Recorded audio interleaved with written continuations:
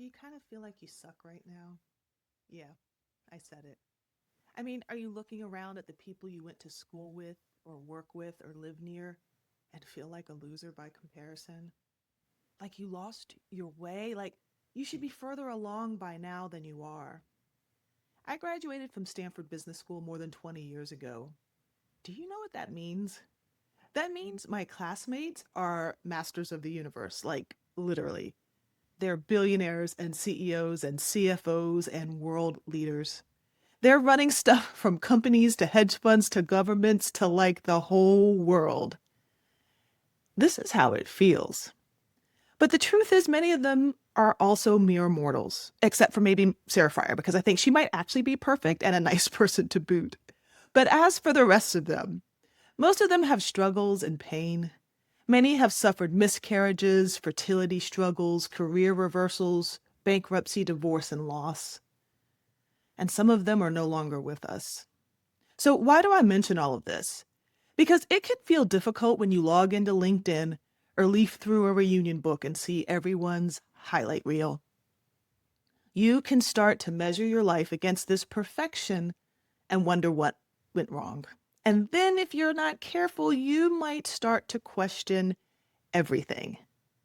So many of the amazing women that I meet and coach have many of the same types of thoughts. They wonder things like, am I in the wrong job? Shouldn't I be a SVP or partner or C-suite by now? What do other people think of me? Am I a failure? Did I make some poor decisions? Did I marry the wrong person? Did I have the wrong number of children? Did I do things too late? Oh, or maybe I did them too early. Or is it too late? Have I squandered all of the opportunities I've been given and wasted my life? Loser, failure, unsuccessful. I hear this from healthy, prosperous, educated people in their 30s, 40s, and 50s. And by all outside measure, the women I hear this from would be considered successful. And yet they're not sure they're living the right life in some or many areas. Does this sound familiar? Do you question your life decisions, your career path, your current role? Do you dream of what life would be like if only you'd made different decisions? What drives this? Is it fear of missing out? Regret? Comparison? Perfectionism?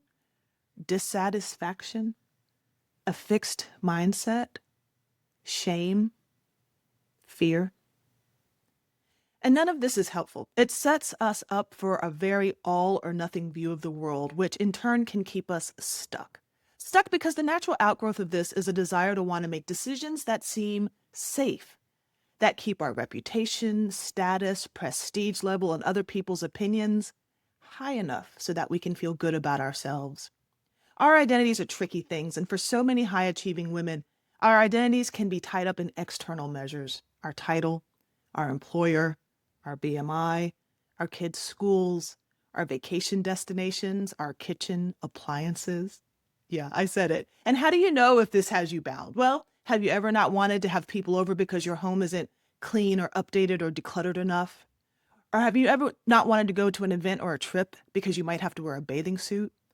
Or have you ever been afraid to change jobs because the new title or employer didn't seem prestigious enough? Have you ever been a little quiet when people from your neighborhood or work or school are chatting about their luxurious vacation destinations because you didn't stay in the same type of hotel or ski or fly or beach in the way that they did? Have you ever been stressed about a kid's application to college, high school, preschool because you worried that their whole life would be messed up if they didn't go to one of the best places? I won't ask you to raise your hand, and I won't raise mine. I may just nod from a place of been there, done that. Or maybe you have no idea what I'm talking about. And it's just me and all of the obviously insecure people I'm surrounded by. Sorry, friends. I love y'all. Didn't mean to throw you under the bus. I'm literally sitting here cracking myself up. So, anyway, jokes aside, what's my point? My point is that when you are in a constant state of comparison and worrying what other people think, a bunch of not great stuff happens. It steals your joy, your freedom to be. It makes it hard to make decisions, and it makes it hard to bet on yourself. Hear me. I'm not saying to have no standards and no aspirations, because I understand that for many, if you didn't care what people thought, you may never wear a bra again in the daytime, and I want you to please keep your bra on. What I am saying is that many of us care way too much about what other people think. But here's the rub. We're worrying about what other, and even if they're nice, even if they're related to us or our oldest friends, we're worrying about what other broken, insecure people with unhealed childhood wounds and broken soundtracks in their own minds think of us. Does that make sense? Does that feel like freedom? Are you not making that big decision because of what they might think? Your colleagues, your classmates, your in-laws, your parents, your neighbors? Again, hear me. I'm not saying throw all caution to the wind and make careless decisions. In fact, I'm quite methodical and analytical in the way that I make personal decisions and in the way I coach others through the process of making career, business, and life decisions. In fact, that's how we operate in any coaching program that I have.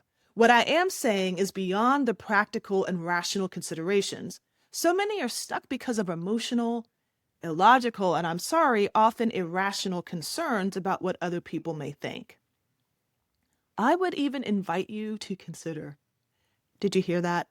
That's gentle coach speak for let me tell you something and really let me call you on your BS. And as an aside, I remember the first time my coach said, I invite you to consider to me. And it sort of took me aback. I was like, inviting me, that sounds so nice. So then I started to say it to my client. But with my clients, by about the second call, our rapport is so strong. And I, yes, start to say the quiet part out loud. So if they're spinning their wheels, I may instead say, in the interest of time, can I just tell you what I'm hearing you say? My poor clients. If any of you is listening, I apologize. But to be fair, I do call myself a mentor and not simply a coach. Anyway, I invite you to consider that the reason you may have some negative self-talk, the kind we discussed at the beginning where you tell yourself you suck and are not successful and have made a host of terrible decisions, I would invite you to consider that a lot of that negative self-talk stems from stories you believe about yourself that you were told either directly or indirectly by people who mattered to you. Parents, teachers, coaches, professors, high school and college boyfriends, bosses, spouses, in-laws. And remaining in this place of thinking you suck, well, it doesn't serve you. So what does? Surrounding yourself with people who see through the insecurity and call out your greatness. Surrounding yourself with people who are emotionally healthy, or at least trying to be, and who can be cheerleaders and champions because they are secure enough to not have to criticize you or tear you down in order to feel better about themselves. And recognizing and appreciating all of the things you do well, like literally write them down and say, well done, high five, you rock. Being grateful for all of the opportunities you have had and all that you will have. Be thankful for the past, live in the present, and understand that you have power to shape your future still, even if you're 35, 45, or 55. Okay, well, thank you for making it through an episode with a little tough love.